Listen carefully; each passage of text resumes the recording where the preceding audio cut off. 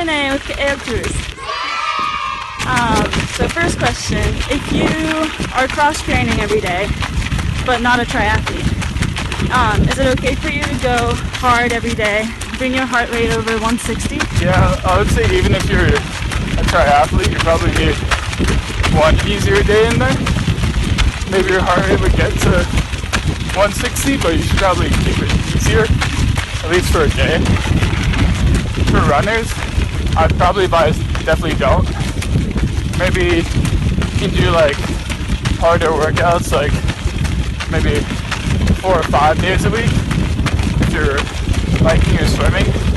Just like it's harder to get your heart rate up when you're doing those things than running, especially swimming, because you're horizontal, so your heart doesn't have to fight gravity to pump blood. But just like perceived effort is probably more important, and usually to be going 160 for cross training, if you're a runner, probably working pretty hard. So yeah, I'd say keep that to like maybe 4 or 5 days a week.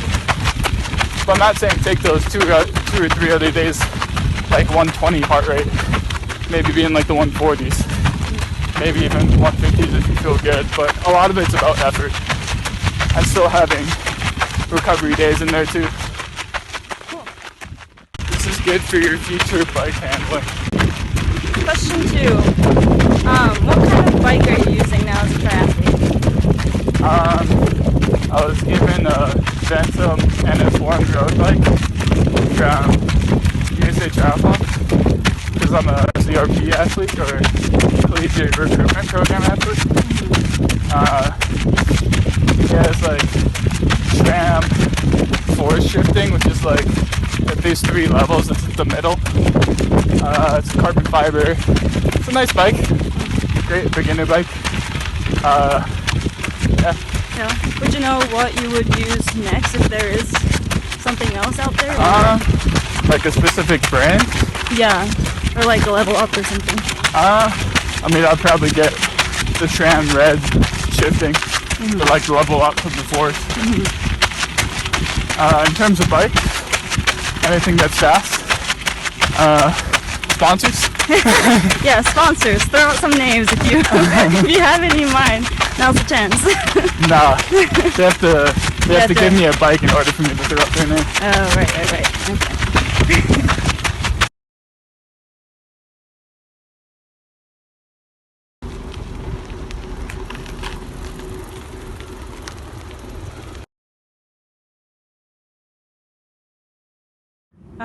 What does your typical week look like as a professional triathlete?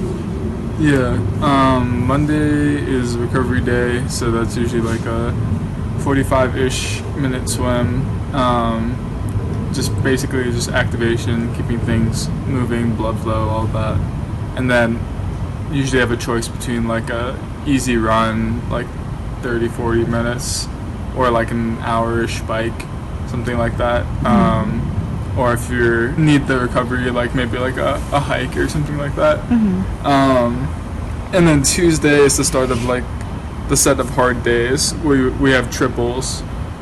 So Tuesday, the key session is on the track in the morning, and then we'll come back and swim and bike in the afternoon.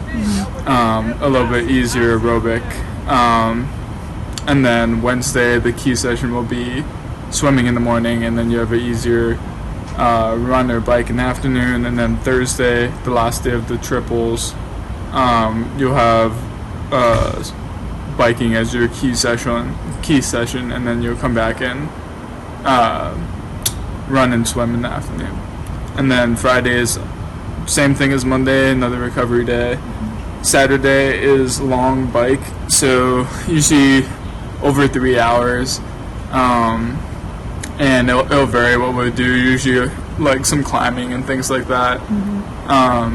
And then usually we'll run off the bike or something, and then have another harder swim in the afternoon.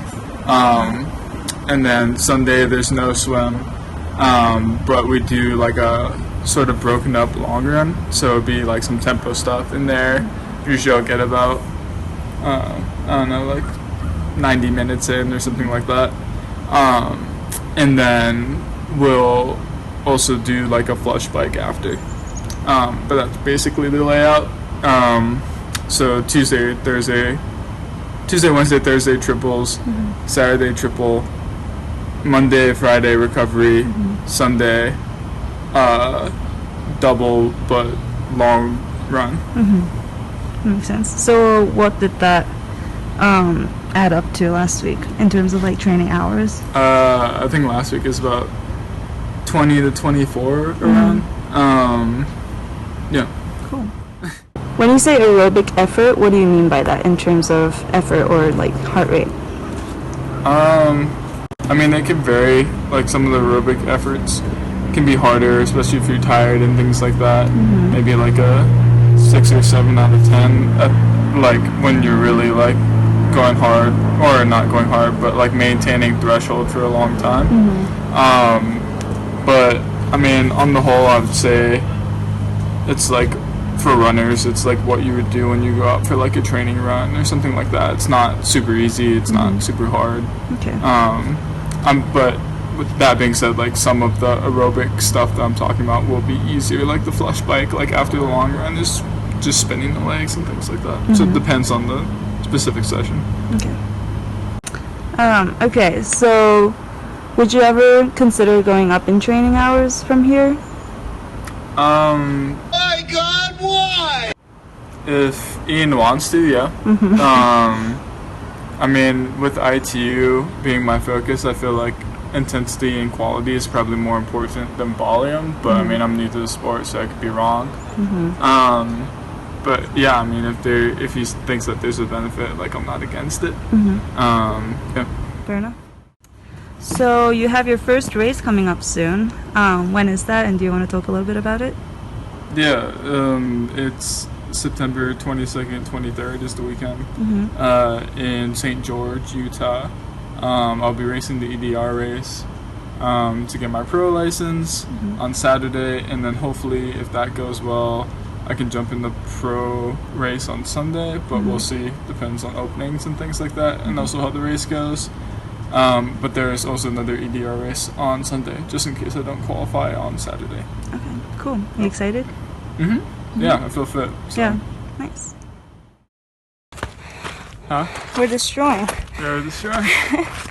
My heart rate's at like 150. Yeah, actually? Is that false? I feel like my Garmin's messed I feel up. like that's not right.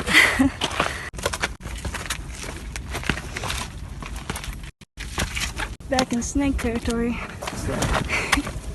Also, false alarm. We climbed We climbed the third flat flat instead iron. of the first and second. Exactly. So we made it to the first and second. We're with all the climbers on the third one. They were asking us if we were gonna climb, and we're like, "What are you guys talking about?" So we started down here at the bottom of the mountain, but instead of taking the first and second Flatiron Trail, we accidentally took the third Flatiron Trail. So we went all the way up here. We saw some climbers who asked us what we were doing up there. We came down and did the first and second Flatiron, which we were originally supposed to do. So yeah, you can call us the masters of this mountain. Just kidding, we're kidding ourselves. These are the actual masters. You see those people climbing up there? Those climbers. Crazy. So high up.